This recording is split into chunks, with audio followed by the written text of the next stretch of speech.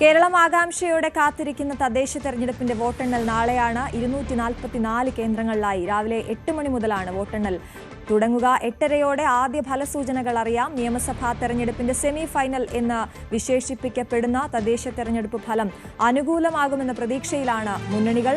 സംസ്ഥാന സർക്കാർ നടപ്പിലാക്കിയ ക്ഷേമ പ്രവർത്തനങ്ങൾ വോട്ടാകുമെന്നും ആധിപത്യം തുടരാനാകുമെന്നുമാണ് LDFന്റെ കണക്കുകൂട്ടൽ. എന്നാൽ സർക്കാരിനെതിരെ ജനം വിധി എഴുതിയതായും മുന്നണി ശക്തമായി തിരിച്ചുവരവ് നടത്തുമെന്നുമാണ് UDFന്റെ ആത്മവിശ്വാസം.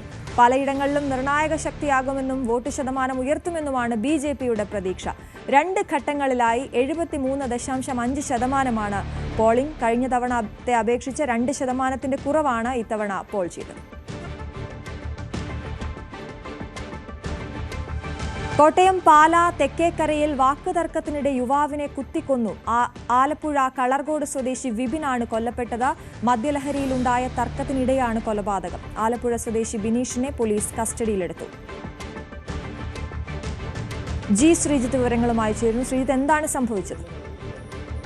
അശ്വതി, പാലാ നഗരത്തിൽ തന്നെയാണ് ഈ സംഭവം ഉള്ളത്. മുരിക്കുംപുഴ ക്ഷേത്രത്തിന് സമീപമാണ് ഈ സംഭവം. ഇരുവരും ആലപ്പുഴ സ്വദേശികളാണ്. ഇവർ ഇവിടെ അടുത്ത് ഒരു വീട് നിർമ്മാണത്തിനായി വന്ന് താമസിക്കുകയായിരുന്നു. ആ വീട് നിർമ്മാണത്തിന് എല്ലാം പൂർത്തിയായി. ഇന്ന് അതിന്റെ പാലുകാച്ചൽ ചടങ്ങടക്കം നടത്താനിരിക്കുകയാണ്.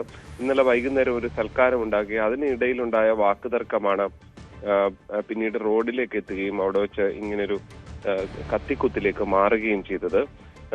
ആദ്യം ഈ വിപിൻ ആശുപത്രിയിലെത്തി മരിച്ചു എന്ന വിവരം അറിയാതെ ബിനീഷും അവിടേക്ക് വരികയായിരുന്നു. അതായത് പാലാ ജനറൽ ആശുപത്രിയിലേക്ക് വരികയായിരുന്നു. വിപിനും ചെറിയ രീതിയിൽ കുത്തേറ്റിട്ടുണ്ട് എന്നുള്ളതാണ് വിവരം.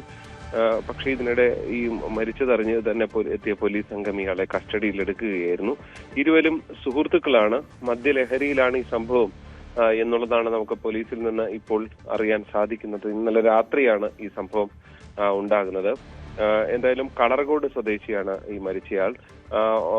മറ്റേയാളും ആലപ്പുഴ സ്വദേശി തന്നെയാണ്. എന്തായാലും മൃതദേഹം ഇന്ന് പോസ്റ്റ്മോർട്ടം ഉൾപ്പെടെയുള്ള നടപടികൾക്ക് ശേഷമായിരിക്കും ബന്ധുക്കൾക്ക് വിട്ടുകൊടുക്കുക.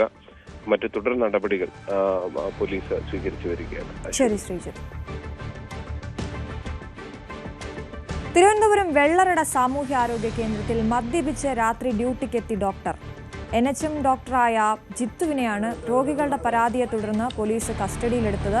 പാറശാല ജനറൽ ആശുപത്രിയിൽ എത്തിച്ച ജിത്തുവിനെ രക്തസാമ്പിൾ ശേഖരിച്ച ശേഷം സ്റ്റേഷൻ ജാമ്യത്തിൽ വിട്ടയച്ചു. അരുൺ മോഹൻ വാർത്തയുടെ വിശദാംശങ്ങളുമായി ചേരുന്നു. Arun, good morning. ഇത് രോഗികൾ തന്നെയാണ് പരാതിയുമായി മുന്നോട്ട് വന്നത്. എങ്ങനെയാണ് ഇവർ കണ്ടുപിടിച്ചത്? എന്താണ് സംഭവിച്ചത്? Ashwathy, good morning. ഇന്നലെ രാത്രിയായിരുന്നു ഇത്തരത്തിലൊരു സംഭവം നടക്കുന്നത്. തെക്കൻ മലയോര മേഖലയിലെ ഒരു പ്രധാനപ്പെട്ട സാമൂഹ്യാരോഗ്യ കേന്ദ്രമാണ് വെള്ളറട CHC എന്ന് പറയുന്നത്. ഇവിടുത്തെ ഡോക്ടറായ ജിത്തു എന്ന് പറയുന്ന NHM ഡോക്ടറിനെതിരെയാണ് ഇത്തരത്തിലൊരു ആരോപണം ഉണ്ടായത്.